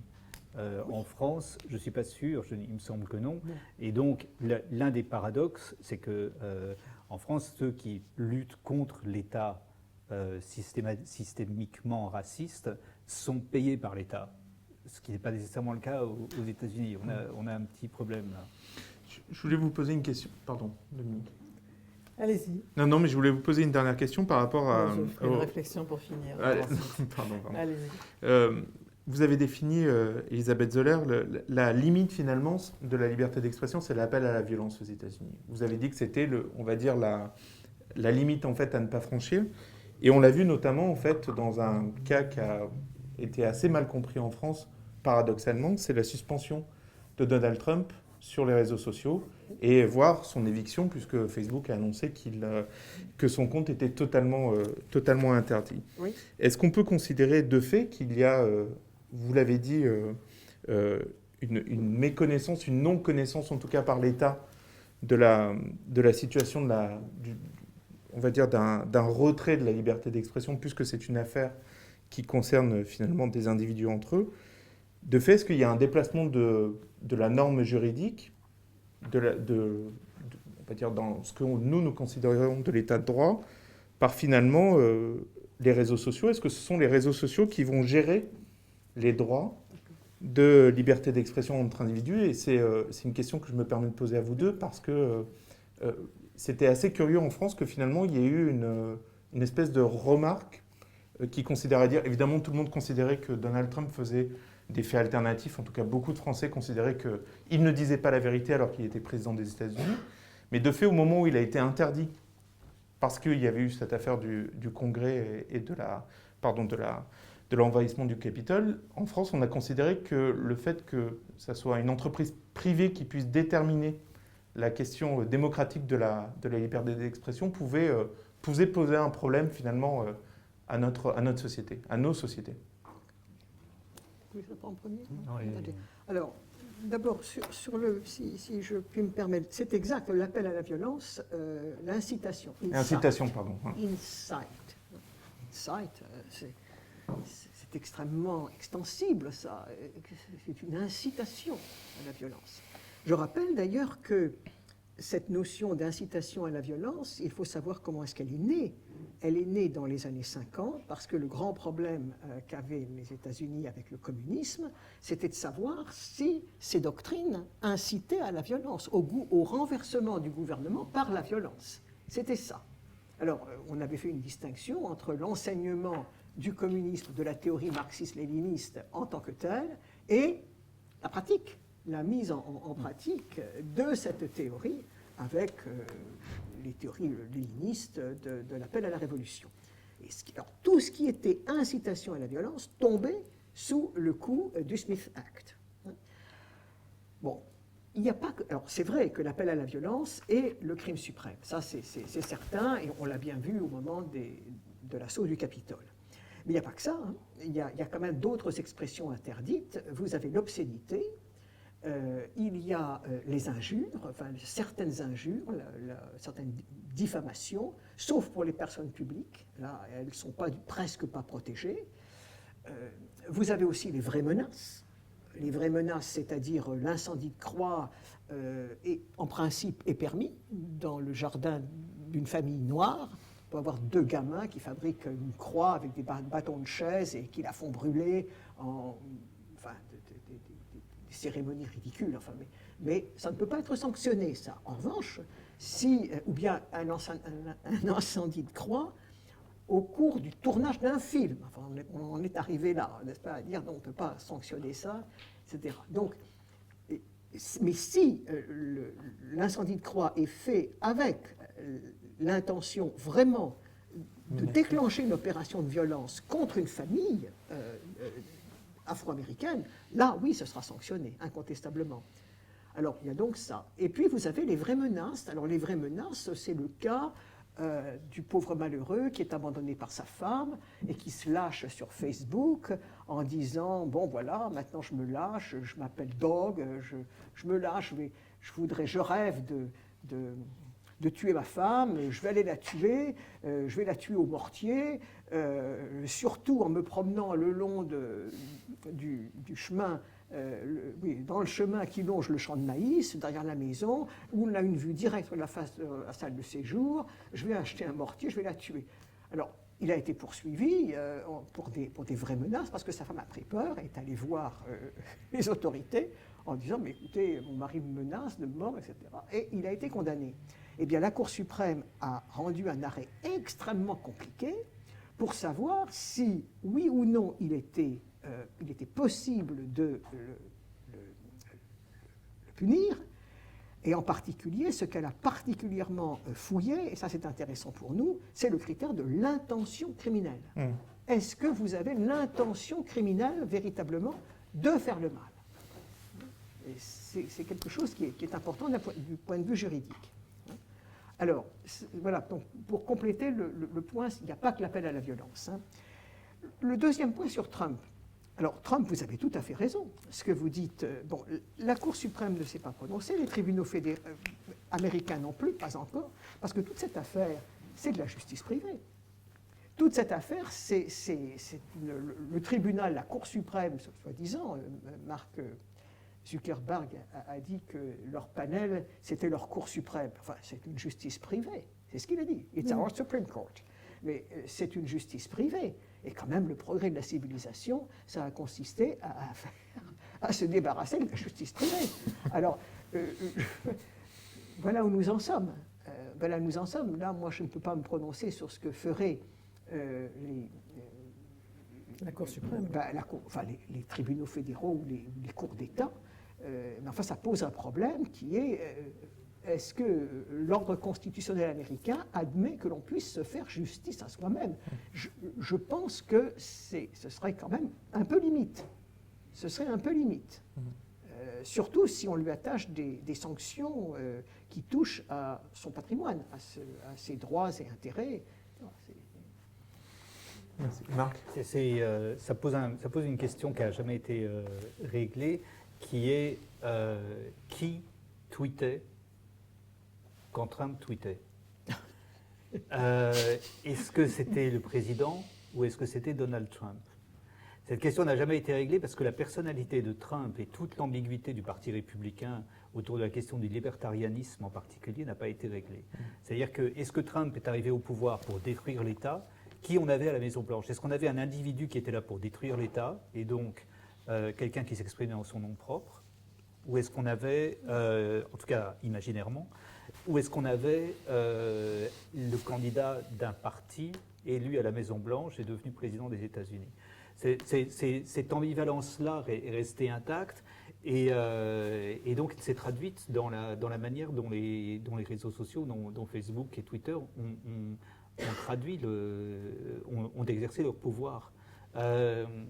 C'est un sujet complètement, qui est extrêmement compliqué, parce que il faut prendre en compte la nature des réseaux sociaux qui ont le pouvoir de se substituer à l'État, d'une part, qui ont les budgets pour le faire, puisque certains des GAFA ont des budgets qui sont l'équivalent d'État. Mais ça pose aussi une autre question qui est que aux États-Unis, ce sont les acteurs de la révolution technologique eux-mêmes qui tentent plus ou moins de trouver une forme d'équilibre ou non avec la démocratie. En Chine, c'est l'État pour le coup qui règle vraiment la question. Ah oui, alors là, c'est plus simple. Donc, Là, c'est plus simple. oui, personne ne se demande si Intellectuellement, c'est plus simple. c'est beaucoup plus On ne simple. passerait pas 2 heures. Mais la clé de la réponse à cette question, c'est vraiment l'ambiguïté de Trump lui-même, et l'ambiguïté du Parti républicain sur la question du libertarianisme et du rapport à l'État. Si je peux me permettre de rebondir sur ce que vient de dire Marc, et de poursuivre, aux États-Unis, vous avez quand même 47% de la population qui a voté, enfin des électeurs qui ont voté pour Trump, et ces gens-là ne vous diront jamais qu'il a cherché à détruire l'État. Jamais. Ils vous diront, non, au contraire, il est revenu à la conception authentique de la Constitution. Voilà. C'est l'Amérique dans ses États. C'est pour ça que il n'y a pas de droite et de gauche aux États-Unis. Il y a les fédéralistes et les antifédéralistes. Oui. Oui. On revient en fait aux discussions entre Madison, Jefferson. Ah, tout à fait. On revient là. Tout à fait. C'est le problème fondamental des États-Unis. Je ne sais plus à la fin pourquoi. Il y a eu un article qui a été écrit par un sociologue, je crois, même un sociologue allemand, je crois, sur pourquoi le socialisme n'a-t-il jamais pris aux États-Unis. Ah oui. Je suis sûr que vous le connaissez. Oui, c'est un classique. Enfin, eh bien, l'une des raisons, c'est que ça n'a jamais été possible parce que c'est un État qui est, comme disait, je crois, un penseur anglais, qui est tout en voile. Tout en voile et qui n'a pas d'encre. Ah oui. Ouais. All sail and no anchor. Tout en voile et tout. Oui, parce qu'on ne sait jamais où l'on est. Est-ce que l'on est dans une union? Est-ce que l'on est dans un État fédéral? Alors, depuis, disons, la présidence Reagan, on s'efforce d'être dans une sorte de confédération, de fédération. Sous Roosevelt, on était dans l'union. Et puis demain, peut-être à la faveur de la pandémie, à la faveur... Clairement, Biden essaye de retrouver l'idée de l'union. De retrouver l'union. Et c'est sans arrêt ce balancement. Parce que c'est pour ça que la question de la raciale est si complexe. Enfin, parce que la question de la guerre de sécession est totalement liée à cette idée de la liberté des États, et c'est la question de la liberté. Qu'est-ce que c'est que la liberté? Est-ce que c'est de possibilité des esclaves ou non?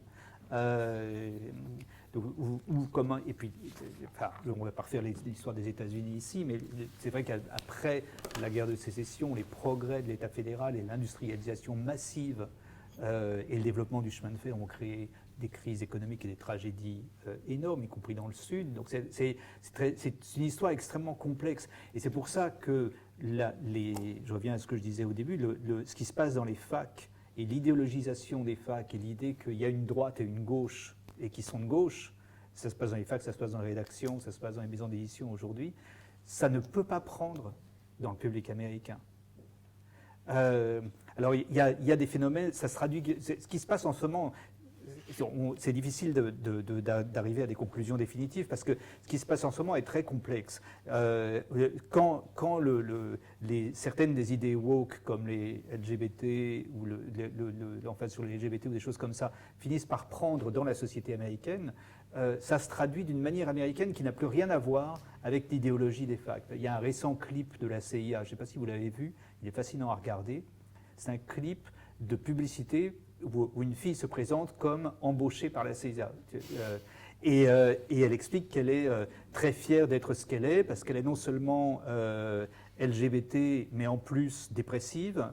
C'est une pub pour la CIA qui est quand même très très spéciale. C'est que l'agent secret de la CIA se montre dépressive, médicalisée, et en même temps fière d'avoir surmonté ses traumas et de pouvoir agir pour le gouvernement des États-Unis aujourd'hui. C'est-à-dire que toutes les catégories pseudo-révolutionnaires agitées dans les facs, une fois qu'elles sont sorties des facs, elles sont retravaillées par une narration américaine qui fait de cette fille un individu là encore, qui fonde sa propre église au sein de la CIA et pour l'Amérique, quoi. Avec toute son étrangeté, avec toute sa bizarrerie, qui n'a plus rien à voir avec les théories universitaires dont elle provient pourtant. Dominique, je vous laisse... Je vais juste faire quelques réflexions après vous avoir écouté tous les deux et essayer, puisque l'idée c'était tout de même la comparaison Oui. et d'essayer de se comprendre nous-mêmes à la lumière des États-Unis. Donc il me semble qu'il y a 2-3 thèmes que vous avez développés et qui sont fondamentaux. Et je reprends votre conclusion, Elisabeth, sur l'héritage de Voltaire et l'héritage de Burke, qui me paraît absolument fondamental, parce que c'est vraiment, et s'agissant du rapport du politique et du religieux, c'est ça, dans un cas, le politique s'est affirmé contre le religieux, et dans l'autre cas, s'est affirmé avec le religieux et en reconnaissance du religieux. C'est quand même une idée qu'on trouve aussi chez Tocqueville, tout de même, qui est fondamentale et qui, du coup, définit 2 types d'universel très différents dans un cas et dans l'autre. Et puis j'ai été très sensible aussi à l'argument sur le sens différent de l'immigration aux États-Unis et en France. Et là, je trouve que vous avez soulevé quelque chose qui est très peu mentionné et qui est en fait extrêmement important, car on part aux États-Unis pour devenir américain. Et on est parti jusque dans les années 1980-90 en France pour devenir français. Les vagues d'immigration pendant près de 2 siècles ont été des vagues qui venaient là pour être intégrées.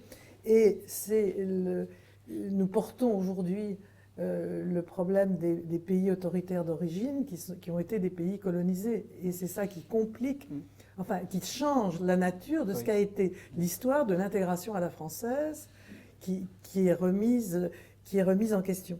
Et en même temps, nous avons tendance à emprunter une littérature américaine en oubliant que tout de même le problème des relations interethniques aux États-Unis est dominé par la question noire d'un bout à l'autre, et que c'est une question que beaucoup empruntent aujourd'hui en France, alors que les termes en sont complètement différents. La question noire est marginale en France, elle l'est toujours aujourd'hui, et en tout cas, elle a été à peu près inexistante jusqu'à une date très très récente. Et le fait d'essayer de l'emprunter amène à ne pas comprendre ce qu'elle est aux États-Unis, à ne pas comprendre ce qu'elle est en France. Et aux États-Unis, on revient à cette question noire qui fait que les relations sont très différentes. Et puis, on revient à cette idée, à cette différence fondamentale qui est tout de même le fédéralisme américain et la centralisation française. Et ça reste absolument essentiel pour comprendre les différences qui restent fondamentales entre l'expérience américaine et l'expérience française. Et dans les trois termes, je suis frappée à quel point les problèmes tels que nous les posons à l'occasion de la laïcité, qui sont d'une certaine façon les problèmes de la démocratie, sont tributaires de ces histoires à la fois intellectuelles, institutionnelles et politiques, et combien il est très difficile de les marginaliser. Merci Dominique. C'est la fin de cette conférence. C'était donc la 2e conférence du cycle République, École, Laïcité, en collaboration avec le Conseil des sages de la laïcité. Encore merci Dominique Schnapper de nous accompagner. Merci à nos orateurs que nous avons écoutés avec passion. Merci Elisabeth Zoller, c'était un vrai plaisir de vous avoir au Conservatoire. Merci Marc Weissman, on continuera de vous écouter sur France Culture de façon assidue. Cette conférence, pardon Marc pour l'hommage, cette conférence a été réalisée grâce aux moyens de la direction de la communication. Grand merci avec Vincent Roger et toutes les équipes, avec l'appui de Loïs Maréchal. Elle a été préparée par Alain Sexig, Yanis Roder et votre serviteur. Les prochains rendez-vous seront le 8 juin, laïcité, diversité, neutralité dans le champ du sport, avec la participation de Rachel Kahn, Annie Sugier, présidente de la Ligue du droit international des femmes, et Médéric Chapiteau, doctorant en sciences sociales du sport. membre du CSL. Et puis le 21 septembre, une date ô combien symbolique, faire République 230 ans après la bataille de Valmy, donc avec la participation de Jean-François Sirenilli, professeur émérite d'histoire contemporaine à l'IEP de Paris, et Éric Anceau, professeur d'histoire contemporaine à Sorbonne Université. Comme pour le premier cycle, vous pourrez retrouver toutes les interventions de ces conférences retranscrites et publiées dans un ouvrage qui sera édité par le Conseil des Sages et le CNAM. Merci à tous et bonne fin de journée.